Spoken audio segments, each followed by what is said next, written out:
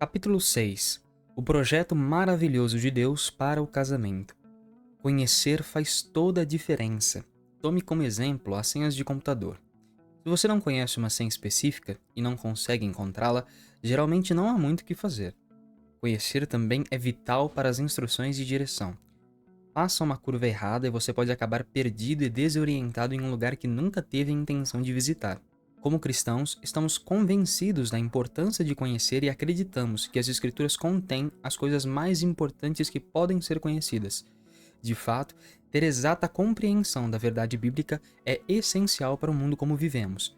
Neste capítulo, vamos começar a discutir algumas das mais práticas dessas verdades essenciais, aquelas que dizem respeito à instituição vital do casamento.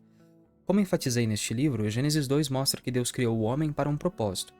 Deus ordenou que Adão carregasse sua imagem, tanto em sua pessoa como em seu trabalho, e colocou Adão no mundo para cultivá-lo e guardá-lo, para ser cuidador e protetor. Esse mandato divino para os homens se aplica a todos os nossos papéis e relacionamentos, incluindo sermos pais para nossos filhos, amigos para outros homens e servos na igreja. Porém, antes de qualquer um desses, está o mandato masculino em sua aplicação na aliança do casamento, que Deus criou como base para toda a sociedade humana e que mais se assemelha ao nosso relacionamento com Ele. Quando se trata de casamento, conhecer certamente faz toda a diferença. O que os homens precisam conhecer sobre casamento?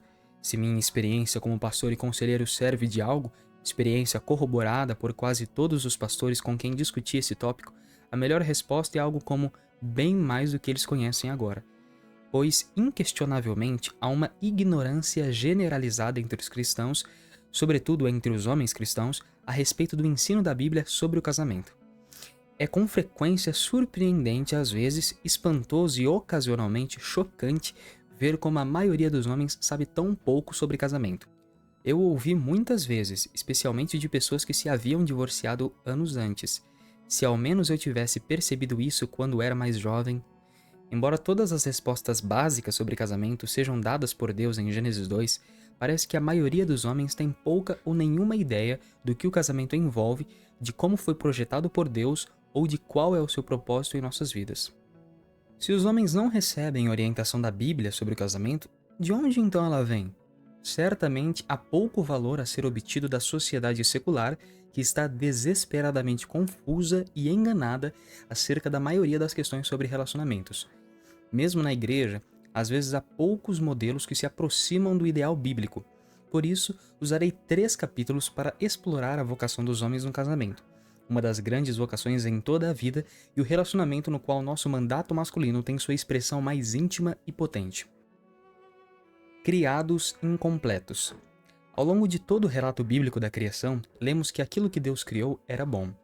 Após fazer tudo sozinho, Deus ficou satisfeito com tudo que viu, declarando 7 vezes em Gênesis 1 que tudo era bom ou muito bom.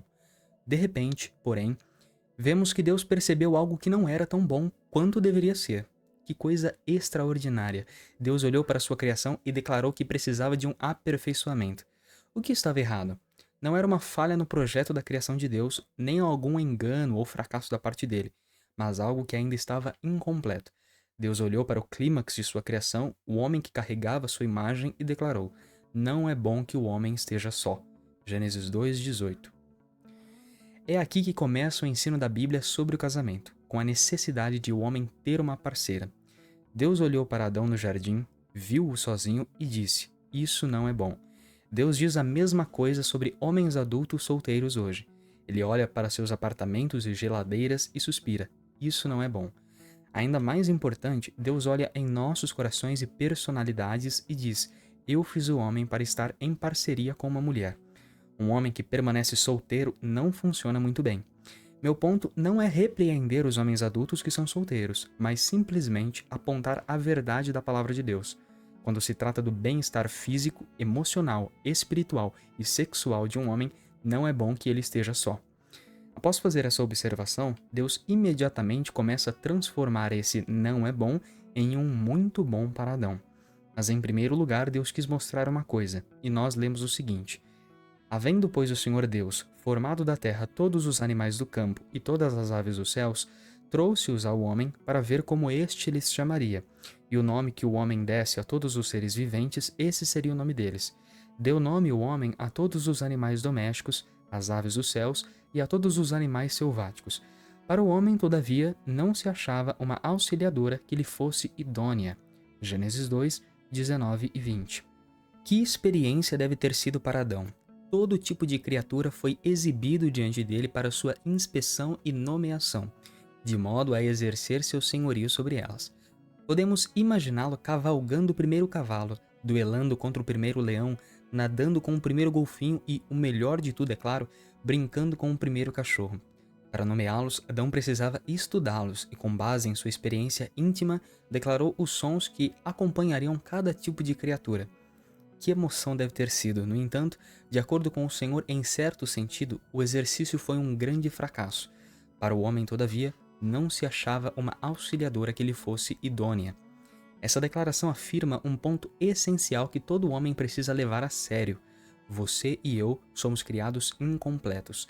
Os homens são feitos por Deus não para ficar em isolamento.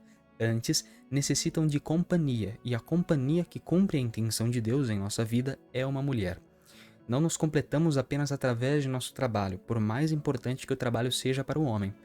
Não nos tornamos completos através de nossas amizades masculinas, por mais que seja ótimo sair com os caras. Um cão pode fornecer uma espécie de companhia. Escrevo essas palavras com meu labrador marrom deitado aos meus pés. Mas um cão não pode ser um companheiro verdadeiro para homem nenhum. Dizemos que o cachorro é o melhor amigo do homem, mas Deus não pensa assim. A única maneira pela qual um homem pode ter um cão como companheiro é se rebaixando ao nível do cão, o que não faz mal de vez em quando, mas não pode ser a regra básica para a sua vida. Deus pretende que o homem tenha uma parceira que carregue a imagem de Deus junto com o homem e que com o homem possa olhar para Deus e viver para ele. Há também um ponto importante a ser visto no uso por Deus da palavra auxiliadora. De fato, a esposa é a melhor companheira possível para um homem, mas Deus não chamou Eva de companheira para Adão, porque isso sugeriria que o propósito primordial da humanidade nessa terra é comunhão e realização relacional. Da mesma forma, uma esposa é criada de forma clara e especial, para ser parceira para o homem, mas Deus não chamou Eva de parceira para Adão, pois isso sugeriria que nosso propósito primordial é a procriação e o prazer sexual. Deus disse que Adão precisava de uma auxiliadora, porque isso coloca a ênfase primária no mandato compartilhado de cultivar e guardar a criação de Deus sob a liderança do homem. Uma esposa é chamada para ajudar o marido nessa tarefa grande e gloriosa de diversas maneiras. Ao desfrutar a companhia e a satisfação no relacionamento como sua companheira, ao desfrutar o prazer sexual, tendo filhos como sua parceira e assim por diante.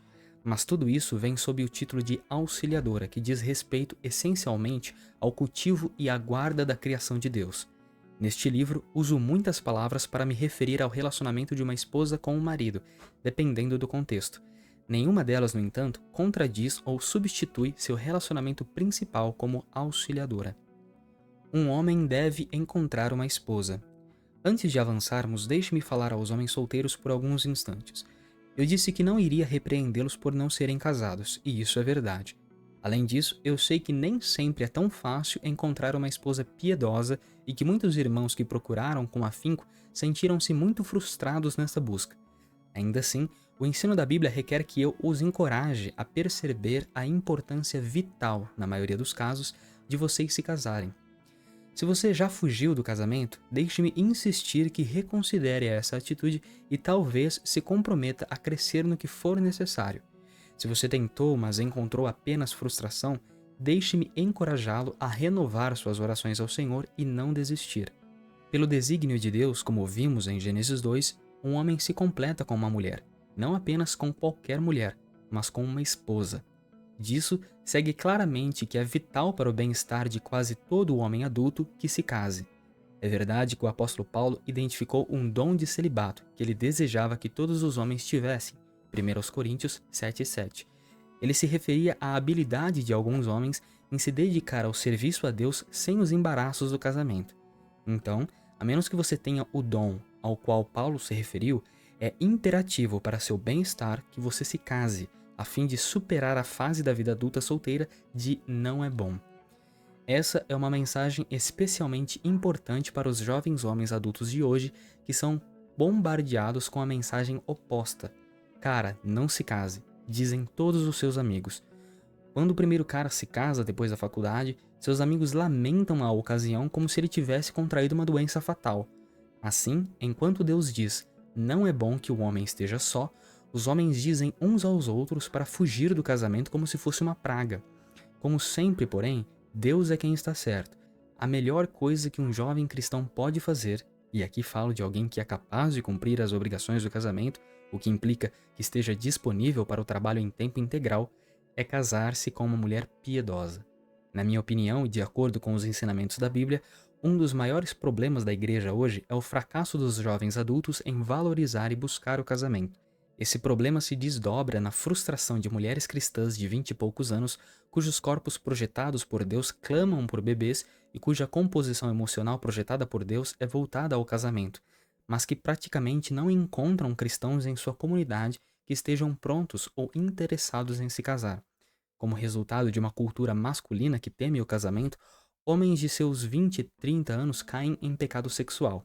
Afinal, o casamento é a provisão de Deus contra a luxúria. E cultivam comportamentos antissociais que perpetuam a imaturidade emocional e social.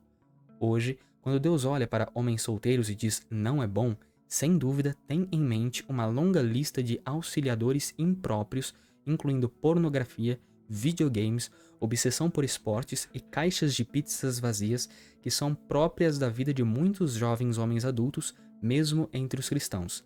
Nossa sociedade diz aos jovens adultos que abdiquem da providência de Deus para suas necessidades físicas, emocionais e sexuais, apenas com vistas a permanecer tão imaturos e egoístas quanto possível, pelo tempo que for possível. Você sabe o que a Bíblia diz a esse respeito? Simplesmente não é bom. Uma auxiliadora idônea, mas diferente. Deus fez a mulher não apenas para ser auxiliadora do homem, mas também para ser idônea para ele, uma ajudante adequada ao seu papel. Isso vem de uma palavra em hebraico que é usada nas escrituras somente nessa passagem, kenedo. A raiz dessa palavra significa na frente de, ou diante de. A ideia é que a mulher corresponda ao homem, não como o reflexo de um espelho, mas como uma peça de quebra-cabeça que se encaixa. Considere como Deus a fez. Então o Senhor Deus fez cair pesado sono sobre o homem, e este adormeceu. Tomou uma das suas costelas e fechou o lugar com carne. E a costela que o Senhor Deus tomara ao homem, transformou-a numa mulher e la trouxe. E disse o homem, esta, afinal, é osso dos meus ossos e carne da minha carne.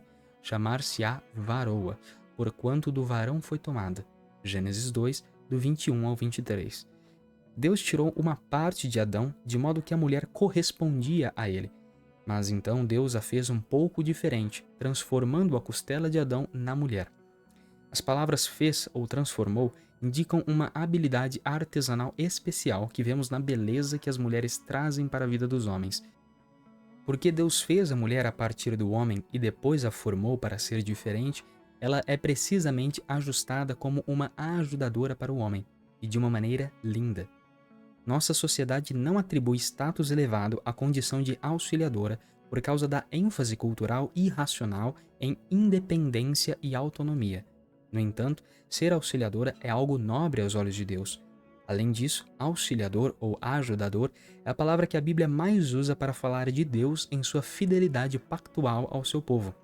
O Deus de meu pai foi a minha ajuda, exaltou Moisés, Êxodo 18:4. E uma das maiores ajudas dada por Deus foi fazer a mulher para o homem como sua ajudadora. Que ajuda uma esposa piedosa é para qualquer homem. Tenho um amigo mais velho cuja querida esposa de muitas décadas morreu recentemente. Agora, seus amigos estão preocupados com a possibilidade de que ele possa morrer em breve, já que ela não está mais lá para cuidar dele. Todo o seu bem-estar físico, emocional e sexual vinha do ministério dela em relação a ele. Sua eficiência como líder de negócios dependia em grande parte dos cuidados que ela dedicava à sua casa e à sua vida pessoal. Como muitos homens da geração mais velha de hoje, meu amigo não faz ideia de como cozinhar, fazer faxina ou passar roupas. Ele era completamente dependente da ajuda amorosa e fiel de sua esposa, e em grande parte porque ela era uma mulher excepcional, ele é um homem excepcional. A dependência que o marido tem em relação à sua esposa corresponde exatamente à forma como Deus projetou. Deus fez as mulheres de tal maneira que elas gostam de cuidar de um homem e não estão contentes sem ter um homem para amar. Por isso, casamento não é meramente o mal necessário que alguns dizem ser, mas antes, como escreve João Calvino, a mulher é dada como companheira e consorte ao homem para ajudá-lo a viver bem. Assim, ele conclui, o casamento realmente dará aos homens o melhor suporte da vida. A maravilha e o desafio. No fato de Deus formar a mulher como auxiliadora adequada ao homem, residem tanto a maravilha como o desafio do casamento. Pelo desígnio de Deus, a mulher é feita para uma unidade essencial com o homem. Por isso Adão celebrou: esta, afinal, é osso dos meus ossos e carne da minha carne. Chamar-se-á varoa, porquanto do varão foi tomada. As mulheres são equivalentes aos homens, e não suas posses ou escravas, e ainda assim também são diferentes. Por isso, os homens consideram as mulheres tão atraentes, mas também misteriosas. Como a mulher foi feita de uma forma que corresponde ao homem, embora seja diferente dele, podemos alcançar uma união profunda com nossas esposas, sem nunca deixar de descobrir coisas novas a seu respeito. É claro que as diferenças entre homens e mulheres, que são fundamentais e imutáveis por causa da criação de Deus, são tais que um homem nunca entenderá completamente sua esposa. Confesso que depois de 16 anos de casamento, ainda me esforço para entender como minha esposa pensa e se sente, não por alguma deficiência da parte dela, mas simplesmente por ser mulher. Isso é assim pela vontade de Deus, uma vez que permite que o relacionamento conjugal seja atraente, interessante e exigente por muitas décadas, mesmo na vida mais longa. Muitos homens se ressentem das diferenças entre eles e suas esposas, especialmente quando são ampliadas pelo pecado. Por que ela gosta de fazer compras por horas a fio, quando comprar o que ela precisa leva apenas alguns minutos? Por que ela sempre quer falar sobre o nosso relacionamento? Por que ela não gosta das minhas soluções, preferindo alongar-se nos problemas? Por que é tão difícil a comunicação com ela e por que às vezes é difícil chegar a um acordo? Mesmo sem as considerações sobre o pecado, a resposta a todas essas perguntas é que Deus determinou desta maneira. Quão útil é saber por que e como Deus fez a mulher para o homem.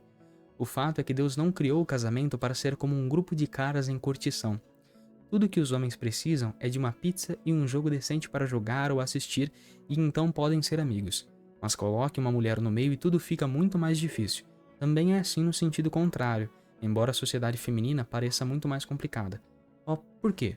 Porque Deus queria que fosse assim. Deus quer que nós, homens, aprendamos a dar, servir e amar da mesma maneira como Ele dá, serve e ama. Fomos feitos para carregar sua imagem. A final e a principal sala de aula na qual um cristão aprende a ser como seu Pai Celestial é na escola do casamento. O amor não deve ser fácil. Vamos examinar isso em termos dos diferentes tipos de amor.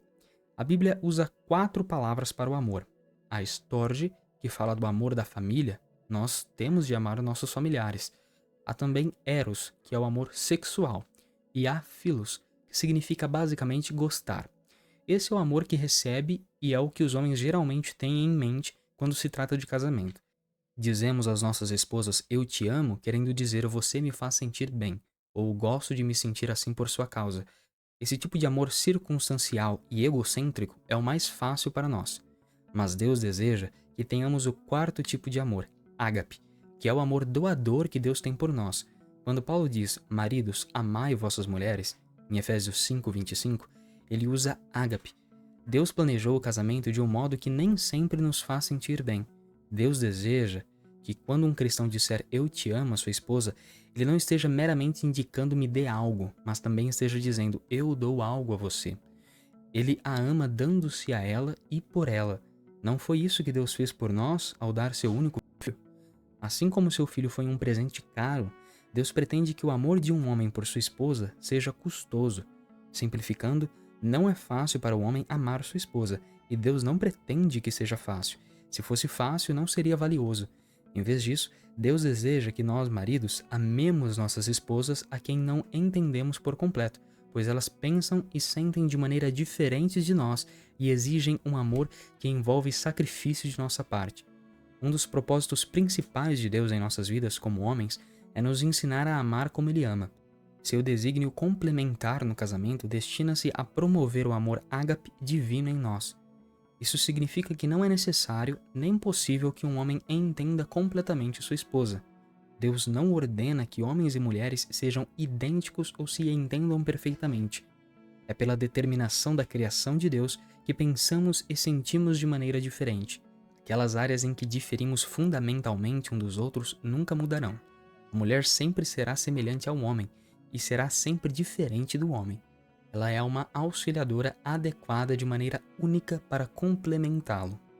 Como amar? O que então um homem deve fazer com a mulher que Deus lhe deu? A resposta conclui o ensinamento de Gênesis 2 sobre como um homem deve amar sua esposa. Por isso, deixa o homem pai e mãe e se une à sua mulher, tornando-se os dois uma só carne. Ora, um e outro, o homem e sua mulher, estavam nus e não se envergonhavam. Gênesis 2, 24 e 25. Nesses versos, Deus chama o homem a dar passos específicos no relacionamento como seu líder. Sua esposa, como sua auxiliadora, é chamada a fazer o mesmo, mas Deus apresenta este comando ao homem. Ele deve unir-se à sua esposa. Versões mais antigas da Bíblia traduzem isso como apegar-se, o que nos lembra juntar coisas como se faz com cola. Essa é uma boa imagem do que Deus pretende entre marido e mulher. Ele quer que nos juntemos, mas essa união nos muda. Isso nos obriga a desistir de algumas coisas, a viver de uma forma diferente de como vivíamos. Exatamente. Deus não fez o homem para viver para si mesmo. Deus não colocou Adão no jardim para se apaixonar por suas ferramentas, seus brinquedos e seu estilo de vida egocêntrico. Ele colocou Adão lá para cultivar e guardar, trabalhando, nutrindo e protegendo aquilo que Deus lhe havia confiado. E o primeiro passo para muitos de nós nos tornarmos os homens que Deus quer que sejamos é nos casar, para que possamos deixar para trás nossos caminhos egoístas e começar a cumprir a vocação masculina por meio do relacionamento com nossas esposas. Isso é para o nosso bem, como qualquer homem em um casamento piedoso pode lhe dizer.